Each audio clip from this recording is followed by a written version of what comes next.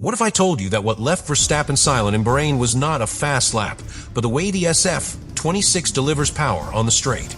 Because during the second week of testing in Sakhir, something happened that was not in the forecast. It was not an accident, it was not a controversial statement, it was not a strange strategy. It was something much more disturbing for rivals, a Ferrari that suddenly seemed to have a rocket mode perfectly integrated into its architecture. A car that unloaded on a straight line like no other, that gained kilometers per hour without losing stability, and that when braking again, remained solid. And in the paddock, the questions began. Is it really the engine? Is there something hidden in Unit 067/6? Or are we facing a much more sophisticated move that mixes aerodynamics, mechanics, and hybrid management at the limit of the regulations? Because what Ferrari revealed in this second week is not a conventional improvement. It is a back piece designed with intention. It is a redesigned gearbox. It is a strategically relocated differential. It is a flap that works with the exhaust flow to cause the rear wing to stall just when you need it most. And all within the law. The most worrying thing for Red Bull is not that Ferrari was fast in Bahrain. What's really alarming is that the SF26 didn't seem to be forced. It was not an isolated return. It was not a light simulation. It was a coherent concept. The second week of testing in Bahrain did not start with fireworks. It started with silence, with long runs, with variable fuel loads, with teams hiding cards. But there was something different about the SF26 from the first runs on the runway.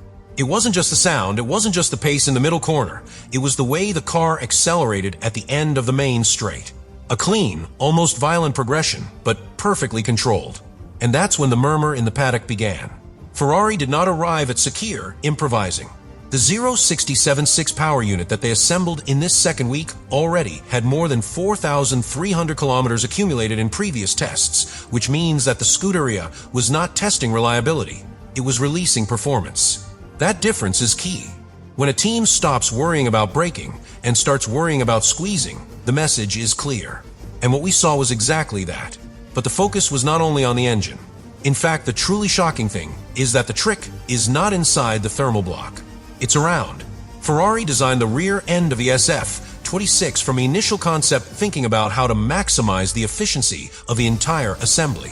The gearbox, differential position, and rear wing structure are not isolated parts. They form a strategic architecture. The piece that connects it all is the famous FTM flap placed just behind the exhaust. This element has a double function that changes the rules of the game. On a straight line, it favors the stall phenomenon of the rear wing, reducing aerodynamic resistance and releasing top speed. But at the same time, it generates a low-pressure zone that improves the efficiency of the diffuser and the flat bottom. That is, it not only reduces drag, but maintains structural stability when the car loads support again. That explains why the SF26 didn't seem unstable despite discharging so much in a straight line. And here's the brightest part. To legally place that element in an extremely restrictive area of the regulations, Ferrari internally rearranged the differential within the gearbox housing. Technically, they advanced the regulatory limit. Visually, it looks outside the allowed window, but in terms of measurement, it is inside. That is the reinterpretation that leaves rivals uncomfortable because it is not a last-minute added piece. It is a structural decision that conditions the entire rear design on the track. This translated into something very evident during the second week. When DRS was activated, the SF26 appeared to have an aerodynamic second gear. The hybrid delivery, adjusted to the new 50-50 energy distribution required by the 2026 regulations, worked in sync with the wing discharge. It was not a momentary spike. It was sustained, clean, efficient acceleration. And that's what started to bother Red Bull. Because when a car gains top speed, it usually pays the price in stability or degradation. That didn't seem to happen here. The SF26 did not show a nervous lag when braking or sudden loss of load when entering a curve. That coherence is what makes the concept dangerous. While other teams were still understanding the correlation between simulator and track, Ferrari was already testing aggressive setups. I was already pushing energy maps. You were already validating that your back-end solution was not only legal, but efficient. And when a team reaches the second week of testing in validation mode, and not in correction mode, it means that the base concept works. What Verstappen saw in Bahrain was not simply a fast Ferrari. It was a Ferrari comfortable in its own technical skin. A car that did not seem forced to set times, but rather generated them as a natural consequence of its architecture. But every revolutionary concept has its moment of tension. And in the second week of testing in Bahrain, that moment came when the teams began to cross-reference data. Because it is one thing to have good sensations on the track, and quite another when rival engineers begin to compare top speeds, hybrid deployment, and braking behavior, and the numbers do not fit with what is expected. Red Bull was not blind. When the SF26 activated DRS on the main straight, the difference was not marginal.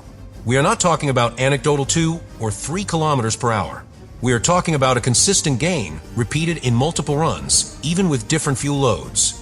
And the most disturbing thing, without showing signs of overheating, without exaggerated degradation, and without obvious losses in the second most technical sector of the route. That's where the real worry begins. Because if the benefit were only aerodynamic, it would have to be paid in the curve. If it were only electric, it would have to run out at a specific point. But in the SF26, there seemed to be a harmony between aerodynamic relief and energy delivery that made the car maintain its performance lap after lap. And this has a structural explanation. The FTM flap does not act in isolation. It works in conjunction with the specific camber of the rear wing and the flow channeled from the exhaust. When the car enters a straight line, the drag reduction is not sudden, it is progressive and controlled. That allows the hybrid system to deploy power in a more efficient window because it needs less resistance to overcome. The result is an acceleration that does not seem artificial, but natural. This is where the energy management of 067/6 comes into play. In current regulations, the 50-50 split requires extremely intelligent use of the electrical impulse. You can't just empty the battery on a straight and expect the rest of the turn to be competitive. Ferrari, in this second week, seemed to have found a balance where the aerodynamic relief optimizes energy consumption. That is, the car needs less energy to gain more speed. That efficiency is the real trick. Meanwhile, Red Bull continued to deal with an RB21 that, although powerful on the straight, showed a more delicate balance window. And when you compare both concepts on the same asphalt with similar conditions, you begin to detect differences that go beyond the driver. The interesting thing is that Ferrari did not look for headlines. He didn't go out to show off. He showed no celebrations. He limited himself to filming, accumulating data, and validating correlations. That's what makes the threat more serious.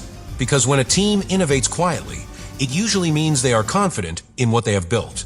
And here appears the key point of the act, the regulatory reinterpretation. By strategically moving the differential inside the gearbox housing, Ferrari redefined the useful space allowed by the regulations in the rear area. He didn't add a miracle piece, reorganized the internal design to create a legal window that others were not exploiting.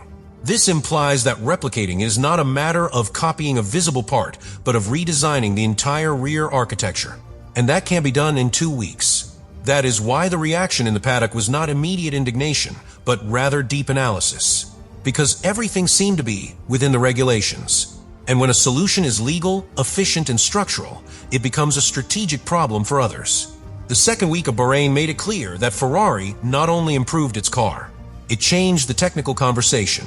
And if this advantage is sustainable when the traffic lights go out, then we are not facing a simple evolution, we are facing a turning point. And then we come to the decisive point. Because what happened in the second week of Bahrain was not simply a technical demonstration, it was a silent warning to the rest of the field. Ferrari was not looking to set the absolute best time of the test. I was validating a philosophy. And when a team validates a philosophy before the season begins, it means that the project is mature. What really shocked Verstappen was not a figure on the timetable. It was the sensation on the track. When a driver of his level detects that he cannot get closer on a straight line, even with DRS, even with an aggressive map, he understands that there is something structural behind it. And that is the most worrying thing for Red Bull. The SF26 does not depend on perfect conditions. Its gain in speed does not seem circumstantial, but rather inherent to the design. This is where everything fits. Ferrari did not create a more powerful engine. He created a car that needs less resistance to exploit the power it already has. That is the conceptual difference. While other teams try to extract extra horsepower from the hybrid system within increasingly tight margins, Ferrari reduced aerodynamic drag at the exact moment when energy deployment is most critical. That converts each kilowatt into more real speed. And there is something even more important. This solution does not seem to compromise degradation or cornering balance. During the second week, the SF26 SF26 maintained stability in strong entries, did not show a nervous lag in quick supports, and did not show obvious overheating in long runs. If that consistency carries over to the first Grand Prix, then we are looking at a racing tool, not just a classification tool. But the real impact goes beyond immediate performance. The decision to reorganize the rear architecture to allow the strategic use of the FTM means that Ferrari bet its entire concept on this regulatory interpretation. It is not a superficial addition that can be removed without consequences. It's part of the car's DNA. This implies total confidence in its legality and in its medium-term projection. What we saw in the second week of testing in Bahrain was not a simple performance improvement. It was a demonstration of regulatory understanding. Ferrari did not find magic horses in the 067/6. He didn't discover a secret battery. He didn't activate a hidden button. What he did was something more dangerous: redesign the rear architecture of the SF26 so that every unit of available energy was transformed into real speed with superior efficiency. The famous trick is not in the engine. It's in how the car breathes on a straight line. It's how the FTM flap induces the rear wing to stall at the right time. It's in how the differential was strategically relocated to open a regulatory window that others were not exploiting. It's in how the aerodynamic relief and hybrid deployment work in sync. And when all those pieces fit together, the result is not just top speed, it's technical consistency. If the SF26 confirms in the race what it showed in the second week of testing, we could be facing the moment in which Ferrari not only competed again, but once again set the technical path. Let me know in the comments what you think about all this.